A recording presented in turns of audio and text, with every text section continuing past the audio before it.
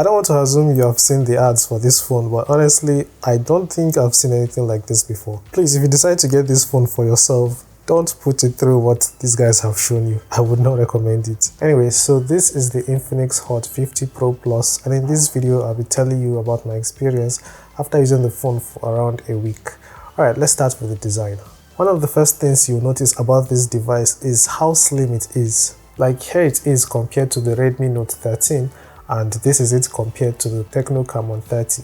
If you are someone who is not used to slim phones, just like me, the first few days you'll be using this device will feel somewhat uncomfortable. Without the case attached, the case comes with the box, it makes me feel like the phone can be used to cut something. And while that may be fun to try out, I don't think I'll be doing that. But besides the device being slim, the back looks very good. Now I'm not sure the kind of material that was used, but according to GSM Arena, the back is made out of plastic. The good thing about it is that it is not a fingerprint magnet. Unless you have sweaty hands, that's one of the ways I can see this phone getting dirty, the back of the phone that is. As for placement, you get a typical setup. I'm definitely not ignoring the camera setup here, I'll be talking about them later.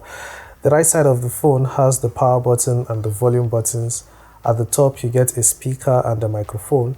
At the bottom you get a Type-C port, a mic and another speaker. So essentially you are getting a stereo speaker here. And let me just say this, the sound that comes out of the speakers, the sound is very loud and punchy. Like the thing about phones, like new phones, is that you think you have seen it all until the new phone comes out and then you get something new. Like when I got the Redmi Note 13, I felt like the audio from the speakers were great until I got this phone, and honestly, listening to the Redmi Note 13 makes it feel like they used very cheap speakers compared to the Infinix Hot 50 Pro Plus. I'll definitely talk about the performance aspect later on. I just wanted to talk about the speakers so that I don't forget. Alright, so still on the design, the only thing I didn't mention is the headphone jack. You don't get one here. I also didn't mention the fingerprint scanner, and that's because it is under the curved display, which I'll be talking about now. So you get a 6.7-inch 1080 by 2436 AMOLED curved screen here. And well, the thing about curved screens is that some people don't like them. I think I want to call myself one of those people. The last device that I remember using that had a curved screen was the Samsung Galaxy S7 Edge. But ever since then, all the phones that I've been using have had flat screens. This is the latest one with a curved screen. And one of the major things you experience while using a curved screen is accidental touches. Sometimes you find yourself unintentionally activating stuff on the phone. It usually happens to me when I'm lying down while using the phone. But you do get this option that drastically reduces that. I set mine to strong, and the accidental taps have not been frequent ever since. Even though the screen is curved, it doesn't disrupt my viewing experience when I'm watching videos online. The screen gets very bright even while outdoors, and it's a 120Hz display, so I expect it to be very smooth. Also, it is an AMOLED screen as mentioned earlier, so it gets very dark. Colors are good, and thanks to the resolution, the screen is very sharp. You also get some color controls. It's one of those things that you take your time to set up for the first time, maybe the first time you are setting up the phone, and after you are done, you have gotten the color you want. Maybe you'll never go back to that option again. Overall, it's a very good screen, it's very responsive and visually very good. I only wish that it was flat, because I feel that people that like curved screens also like flat screens. I've never heard about someone that says, I will never use a phone that doesn't have a curved screen. But I've heard of people that have said they can't use phones with curved screens. So yeah, flat screen lovers may not always like curved screens, but curved screen lovers, as far as I know, they all like flat screens. I can't confidently say there are 3 cameras on this phone, like on the back of this phone, even though we can see 3 cameras here. So I'm going to work with the information that I've confirmed. So on the back, we have the main camera, which is a 50 megapixel sensor, while the second one is a 2 megapixel depth sensor. And the selfie camera has a 13 megapixel sensor. To be honest, the phone takes decent pictures. Something I've noticed is that the phone does some extra processing to make the pictures look better. You can actually see it happen when you take a selfie and quickly view the picture.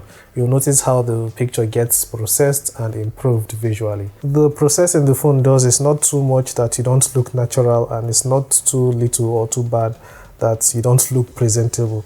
Overall, I think like there's a balance there, and yeah, for me it works. However, I've not been able to find a way to turn that feature off, because I would have loved to see what pictures would look like without all that processing being done. But well, maybe I'll have to dig in a little more. If you guys have found it, please let me know in the comments. For videos, the camera can do up to 2K videos, which is 1440p videos at 30 frames per second. If you want to get 60 frames, you have to go for 1080p videos or less. Both the camera on the back and the selfie camera can do 60 frames if you are shooting videos. And there's also image stabilization if you are shooting videos, so if your hand is shaky, it's not going to reflect too much in the videos you make. There's also the slow motion feature. If you like that, then you can shoot slow motion videos with this phone. Overall, the camera setup is decent. I just hope that the third camera here is not just glass. Hopefully I'll get to find out more, but I've done all the searches and I couldn't find out any information about the third camera here. When it comes to performance, this phone has been one of the smoothest phones I have used so far. With 8 gigs of RAM, it is somewhat expected. I mean, I have used the Redmi Note 13. It also has 8 gigs of RAM, but the phone lags from time to time. But the Hot 50 Pro Plus has been very smooth. I'll say the only mistake I made for getting this phone is that I got the one with 128 gigs of internal storage. If I could go back, I would get the one with 256 gigs because I'm afraid of filling it up, like I'm afraid of running out of space. The only way I'm consoling myself for getting the 128 gig variant is by saying, well, I don't like phones with curved screens, so I'm just hoping that maybe one day Infinix will create something at least a bit better than this one that will have 256 gigs as well as a flat screen. So that is the only way I'm consoling myself right now. But besides that, I really wish I got the 256 gig variant because I didn't expect that I would like the phone this much. Anyway, so what is doing all the processing on the phone is the Helio G100 chipset, and from my experience so far, very smooth.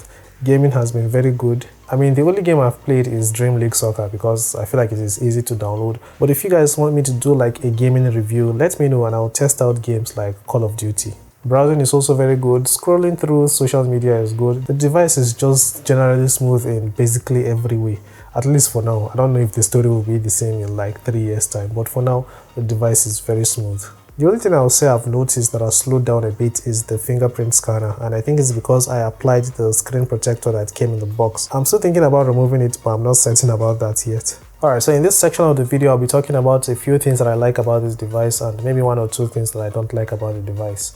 The first thing that I like about it is the, should I say, screen reader option. You know how on some platforms you cannot copy texts? For example, on YouTube, you can't copy people's comments. But with this feature, you just need to long press the phone with 2 fingers and it's going to give you all the text on the screen so you can copy the text you're interested in. I also like the clone app feature. I just don't like that you can't clone a lot of apps with it. Finally, I like this floating feature. I know that some other devices like the Camon 30 have it, but I just like that it's there too.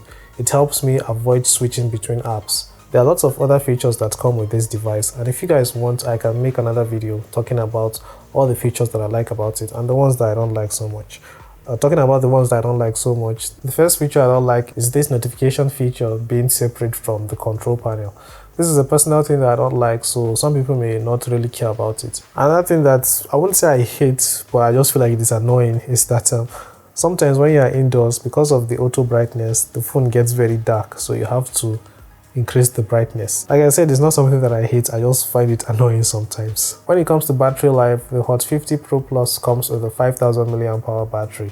And from my use so far, the battery life is good. I used it for 2 hours watching videos online, and after 2 hours I had 80% battery life left. But in the end, it depends on the kind of user you are. If you use the phone to play like heavy games for 2 hours, definitely you use up more than 20%, so you may end up with like 60% or so. Something I like about the phone is its charging speed. With its 33-watt charger, you can allow the phone to decide how it wants to charge, but if you want, you can speed up the charging process. When it comes to battery life, honestly, I don't have any complaints. For the price, I got this phone on Jumia for 271,000 naira for the 128 gig variant.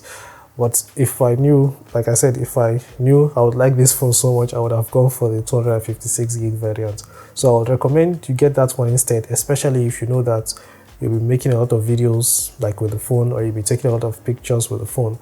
Then I would recommend you go for that one. It is around 305,000 naira. The funny thing about why I didn't get the 256 gig variant was because of the color. It's purple. And me, I prefer black, so that's why I got this one. But well, like I said, I'll be waiting for a better phone to come out. But until then, this is going to be my daily device. Like, I don't see myself using any other phone for now. Alright, so the link to this phone will be in the description if you're interested in getting the phone for yourself. It's going to take you to Jumia so that you can get the phone if you want. But if you guys have any questions concerning the phone, or you have been using it and you want to share your experience, you can do that in the comments. Thank you guys for watching. Ask me any questions you may have, and I'll be seeing you in the next video.